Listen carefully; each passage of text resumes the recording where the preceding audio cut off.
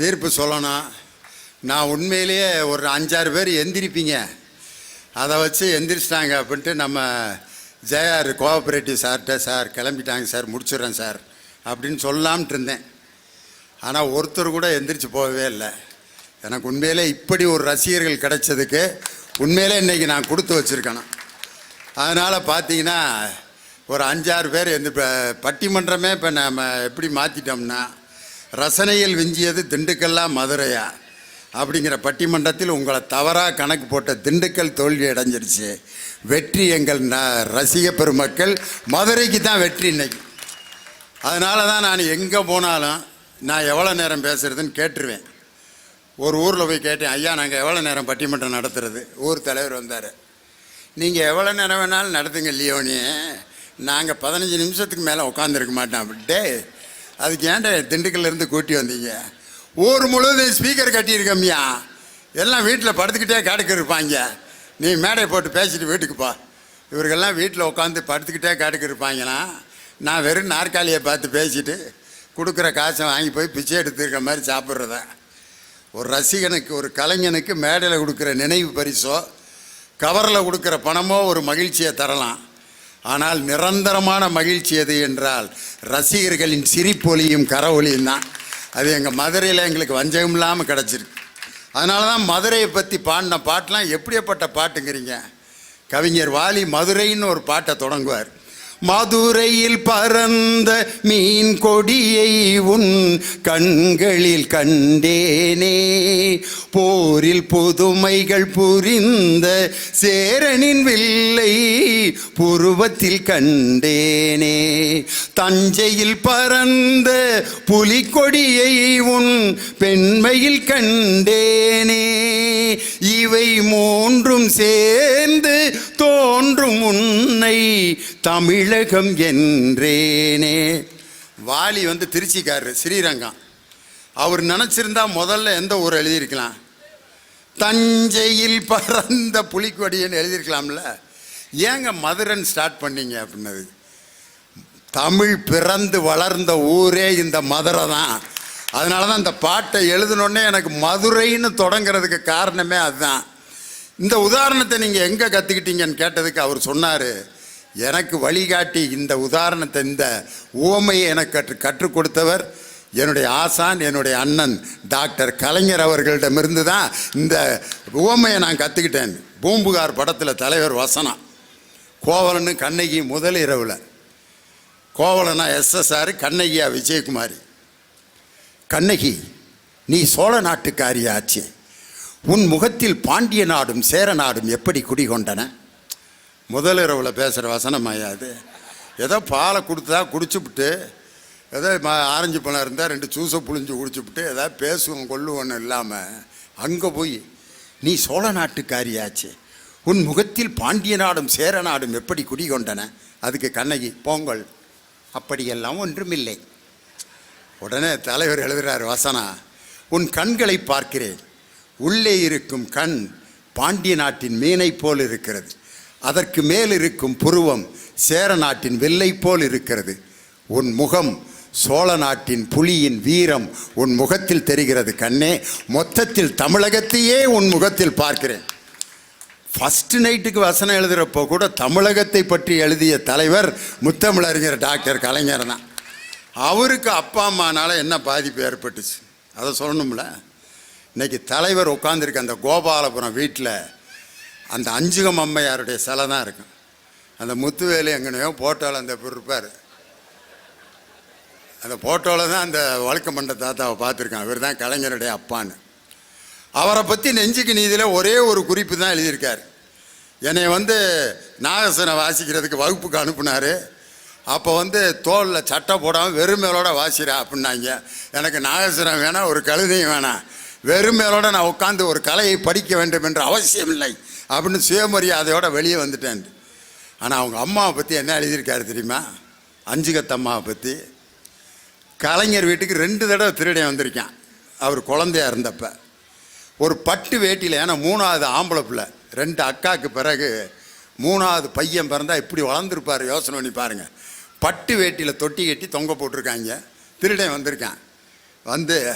ஆஹா குழந்தைய பார்த்துருக்கேன், என்ன அந்த கண்ணகரன்னு ஒரு மாதிரி இருக்கார் இருந்தாலும் அப்படின்ட்டு குழந்தைய தூக்கி வச்சுட்டு பட்டி வேட்டியை மட்டும் மடித்து எடுத்துகிட்டு போயிருக்கேன். அன்னைக்கே இந்த திருடன் தூக்கிட்டு போயிருந்தான்னா இன்னைக்கு தமிழகத்தில் ஒரு அற்புதமான தலைவரை இந்த தமிழகம் கண்டிருக்காது. திருடன் விட்டுட்டு போயிட்டேன் அன்னைக்கே. நீ தமிழகத்துக்கு தேவையா, உடனே நான் திருடிட்டு போகல, உன் வேட்டியை தூக்கிட்டு போறேன்ட்டு தூக்கிட்டு போயிருக்காங்க. தலைவருக்கு அப்போ நிறைய முடி எடுக்கணும், பக்கத்து ஒரு கோயிலில் வேண்டியிருக்காங்க. அன்னைக்கு போகிற நேரத்தில் மழை வந்துருச்சு. உடனே ஒரு ஆள் வந்து போட்டான், இன்னைக்கு முடி எடுக்கலைன்னா இன்னும் ஒரு மாதம் கழிச்சு தான், அதனால் இன்றைக்கே எடுத்து முடியை ஒரு பானையில் போட்டு மூடி வச்சுட்டு ஒரு மாதம் கழித்து கோயிலில் போய் போட்டுருங்க. அதுக்கு தான் ஐடியா கொடுக்குறதுக்கு ஒரு குரூப் இருப்பான்ல, வந்து அன்னைக்கே ஒரு ஆளை கூப்பிட்டு வந்து முடியை எடுத்து தலைவருடைய அந்த சுருட்ட முடியை குடத்தில் போட்டு மூடி வச்சுட்டாங்க. அன்னைக்கு திருடியே வந்திருக்கேன். வந்து பார்த்தா பல தலைவர் அழுக்கு வேட்டியில் தொங்கியிருக்காரு. போன தடையாவது பட்டி வேட்டி வந்துருந்துச்சு, இப்போ அழுக்கு வேட்டியில் கட்டி தொங்க விட்ருக்காங்கன்ட்டு குடத்தை பார்த்துருக்கேன். ஆஹா காசு சேர்த்து வச்சுருப்பாங்க போல இருக்குது கோயிலுக்கு போகிறதுக்கு அப்படின்னு குடத்தை எடுத்து வேட்டிக்கு அடியில் மடித்து கொண்டு போய் காலையில் 5:30 மணிக்கு ஓப்பன் பண்ணியிருக்கேன். நான் திருடனுக்கு என்ன கிடச்சிருக்கேன், நான் அந்த வார்த்தையை சொல்ல விரும்பலை. கலைஞர் வீட்டுக்கு வந்த திருடன் கூட அவருடைய தலையில் இருக்கிற அதைத்தான் திருடிட்டு போக முடிந்ததே ஒழிய அவரை திருட முடியவில்லை. இதுக்கு காரணம் என்னுடைய தாய் அஞ்சுகத்தம்மையார் தான் எனக்கு வீரத்தையும், எனக்கு மட்டும் இல்லை, என் நண்பன் எம்ஜிஆர் வீட்டுக்கு வர்றப்போ கூட அந்த அஞ்சுகத்தாய் அம்மா கையில் உருண்டை பிடிச்சி எனக்கும் என் நண்பன் எம்ஜிஆருக்கும் ஊட்டின அந்த சோத்தை நான் மறக்க மாட்டேன்னு நான் ஏன் பிறந்தேன் அப்படிங்கிற வரலாற்றில் எம்ஜிஆர் மக்கள் திலகம் எம்ஜிஆர் அவர்கள் அஞ்சுகத்தம்மையார்கிட்ட வாட்டின சாப்பாட்டை அவர் எழுதியிருக்காருன்னா, தாய்மை என்பது தனது பிள்ளைகளுக்கு மட்டுமல்ல மற்றவர்கள் பிள்ளைகளுக்கும் அன்பை செலுத்தக்கூடிய ஆற்றல் ஒரு தாய்கிட்ட மட்டும்தான் இருக்கு. அப்போ தகப்பன் என்னதான் நாங்கள் 2 பேரும் உசுரை கொடுத்து பேசினோமே, எங்களை பற்றி நீங்கள் ஏதாவது மதிக்கிறீங்களான்ட்டு எங்கள் அப்பா தான். நான் வேறு யாரும் எடுத்துக்காட்டே கிடையாது. கோயிலில் ஒரு தடவை காணா போயிட்டேன் நான். எங்கள் வீட்டில் 10 பிள்ளை என்னால் காணா போனால் போயிட்டு போகிறாங்க, அதான் மீதி 9 இருக்காங்க. இல்லை அப்படிலாம் இல்லை, எங்கள் அப்பா தேடிட்டு திரியிறாரு. என்ன இருந்தாலும் 10ல் ஒரு பைய அப்படின்ட்டு தேடிட்டு போகிறாரு. ஊர் கோயிலில் பாட்டு நடந்துக்கிட்டு இருக்கு, சர்ச்சில் பாட்டு போட்டுக்கிட்டு இருக்காங்க, நல்ல நல்ல பாட்டா. சந்தோஷம் பொங்குதே சந்தோஷம், ஃபாதர் பாட்டு பாடியிருக்காரு, நாங்கள்லாம் கை தட்டிக்கிட்டோம். என்னையை மட்டும் காணோம். சாமியார் பாட்டு பாடியிருக்காரு, இந்த பாடாதி இப்போ எங்கே போய் தொலைஞ்சான்னு தெரிலன்னு ஊரே தேடிக்கிட்டு இருக்காரு. எங்கள் சர்ச்சுக்கு பக்கத்தில் இருக்க விநாயகர் கோயிலில் மை செட்டு போடுற இடத்துல உட்காந்துருக்கேன். இங்கே சர்ச்சில் ஃபாதர் கிறிஸ்டியன் பாட்டு பாடிக்கிட்டு இருக்காரு, நான் போய் முருகன் பாட்டை உட்காந்து கேட்டுக்கிட்டு இருக்கேன். அழகென்ற சொல்லுக்கு முருகா உந்தன் அருளன்றி உலகிலே பொருளேது முருகா, அழகென்ற சொல்லுக்கு முருகா சுடராக வந்த வேல் முருகா, கொடும் சூரனை போரிலே வென்ற வேல் முருகா, கனிக்காக மனம் நொந்த முருகா, ஞான பழத்திற்கு பழமான செல்வமே முருகா, அழகென்ற சொல்லுக்கு முருகா. சன் சன் சன் சன் சர சன் சன் சன் இதை உட்காந்து மண்டையாடிக்கிட்டு இருக்கேன் நான். அடுத்து ஐயப்பன் பாட்டு. பகவான் சரணம் பகவதி சரணம் சரணம் சரணம் ஐயப்பா, பகவதி சரணம் பகவான் சரணம் சரணம் சரணம் ஐயப்பா, தேக பலந்தா பாட வரந்தா தேக பலந்தா. அதுக்கப்புறம் புரியாத ஒரு பாட்டு போட்டாங்க. பொம்மை தான் தைய தைய தக்க பத்தான் தனக்க தர்ற பத்தன் கர்ற போதர் தனக்க தின்னத்தை தாம் தாம் தை நகர்தாம் நக சின்னதாம் தத்தாம். பாட்டு உட்காந்து தலையாட்டிட்டானே, அதை பாட்டை போடனேன், இதை போடனேன், கற்பனை என்றாலும் போடனேன். கற்பனை என்றாலும் சர்ச்சில் பூசை நடந்துக்கிட்டு இருக்கு. நான் இங்கே முருகன் பாட்டை வரிசையாக போட சொல்லி கேட்டுக்கிட்டு இருக்கேன். எங்கள் அப்பா வந்து ஒரு அறையை விட்டு அங்கே பூசை நடந்துட்டு என்ன பாட்டு. அப்போ கோபத்தில் ஒரு வார்த்தை விட்டார் எங்கள் அப்பா, வாழ்நாள் முழுது நீ மைக்கிட்டே தாண்டா கிடந்து சாவ போகிறேன்னார். எங்கள் அப்பா விட்ட சாவம் இங்கே பாருங்க, எனக்கு என்னைக்கும் கூட இருக்கிற ஒரே ஆள் இவர் தான்.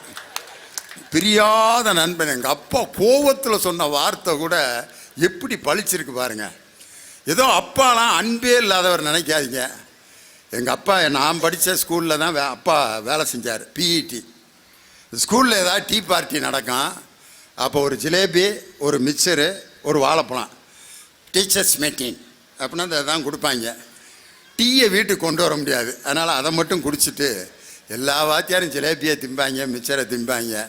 எங்கள் அப்பா அதை அந்த வேட்டியை தூக்கி அந்த டவுசர் பாக்கெட்டில் போட்டு பிள்ளைய வருவாங்க அப்படின்ட்டு ஸ்கூல் முடிஞ்சு நான் போகிறப்ப இங்கே வாடா அப்படின்ட்டு அந்த ஜிலேபியும் மிக்சரையும் அந்த பசியோடு இருக்கிற எங்கள் அப்பா யாருக்கும் தெரியாமல் என் கையில் கொடுத்த அந்த பாசமிக்க அந்த தந்தையினுடைய அந்த பாசம் இன்னைக்கு எனக்கு கண்ணை கலங்குது. அவர் நினச்சிருந்தா அதை சாப்பிட்ருக்கலாம், ஆனால் அதை அந்த ஜிலேபியை தொட்டோன்னு மகன் ஞாபகத்துக்கு வர்றான் பாருங்க. இந்த தந்தை இந்த பாசத்தை வெளிப்படுத்த தெரியாது. எங்கனையாவது ஓரத்தில் கொடுத்துட்டு அவர் பாட்டுக்கு போயிடுவார். 15 இடத்துல சொல்லி காட்ட மாட்டார். இதை 10 பேர்த்திட்ட கூப்பிட்டு என் மகனுக்கு பள்ளிக்கூடத்தில் கொடுத்துற ஜிலேபியை நான் கொண்டு வந்து கொடுத்தேன் சொல்லவே மாட்டார்.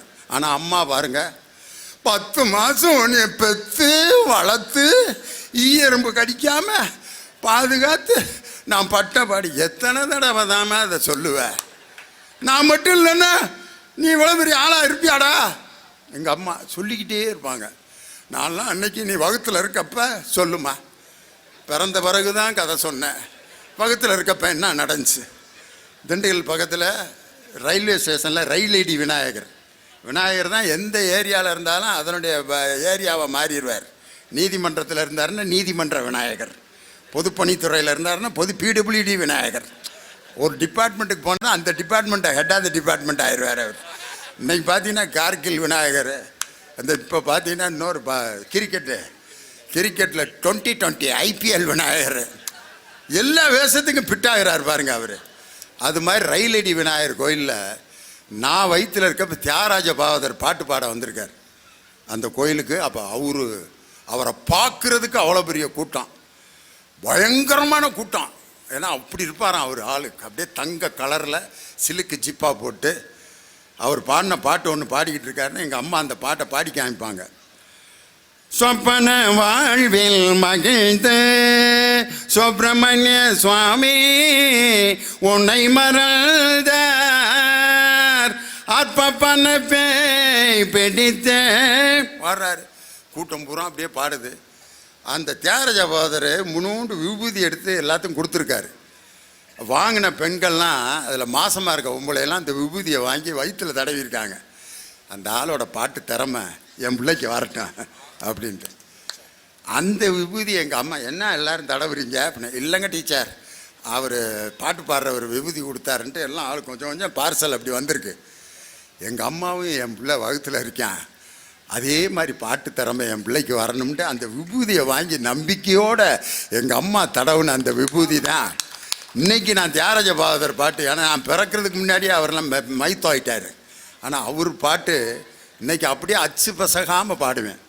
மனமேனி ஈசன் நாமத்தை வாழ்த்துவாய், தினம் வாழ்த்துவாய், கனவெனும் வாழ்வில் கலங்கி வாடாதே, காதலை மாந்தரை புகழ்ந்து பாடாதே, காமமோக மதவைரிகள் வசமாய் கர்ம வினை சூழுலக வாதனையில் கருமாறி மனமோ துயருறாமல் நிரந்தரமும் மகிழ்ந்து பெற சுகம் பெறவும் மனமேனி ஈசனா. அங்க ஒருத்தர் பெரியவர் ரொங்குறாரு அப்படியே. ஏன்னா அவரு சைட் அடிக்கிற காலத்தில் இந்த படம் வந்திருக்கான். அவர் அப்படியே பிள்ளைகளை அப்படி பார்த்துட்டு மேய்ஞ்சிட்டு இருக்கிறப்ப இந்த படம் வந்திருக்கேன். மன்மதன் அதெல்லாம் எப்படி பாடி லவ் பண்ணியிருப்பாங்கன்றீங்க. என் தாய் எனக்கு கொடுத்த அந்த அன்பு பாசம், என் தந்தை எனக்கு காட்டிய அந்த கண்டிப்பு, ரெண்டில் என்னை இந்த நிலைமைக்கு உருவாக்குனது எது? ஒரே ஒரு விஷயம். பெரிய தலைவர்களுடைய வாழ்க்கையில் ஒவ்வொருத்தரையும் எடுத்து பாருங்க. முத்துவேல் பிக்சர்ஸ் அப்படின்னு தான் ஆரம்பித்த அந்த திரைப்பட கம்பெனிக்கு வைக்கல. முத்தமிழறிஞர் டாக்டர் கலைஞர் அஞ்சுகம் பிக்சர்ஸ் அப்படின்னு தன் தாய் பேரை தான் வச்சார். மக்கள் திலகம் எம்ஜிஆர் மருதூர் கோபால மேனன் மூவிஸ் வைக்கல, அவங்க அப்பா பேர் இது மருதூர் கோபால மேனன் ராமச்சந்திரன், அதுதான் எம்ஜி ராமச்சந்திரன். சத்யா மூவிஸ் என்று தன் தாயினுடைய பெயரை தான் வச்சார். காரணம், அவங்க அம்மா 3ஆம் கிளாஸ், அதாவது கும்பகோணத்தில் அந்த பிள்ளைய 2 பேரையும் கையை பிடிச்சிக்கிட்டு வந்து அந்த 3ஆம் வகுப்பு கூட படிக்க முடியாத அளவிற்கு 3ஆம் வகுப்பு தான் நான் படித்தேன்.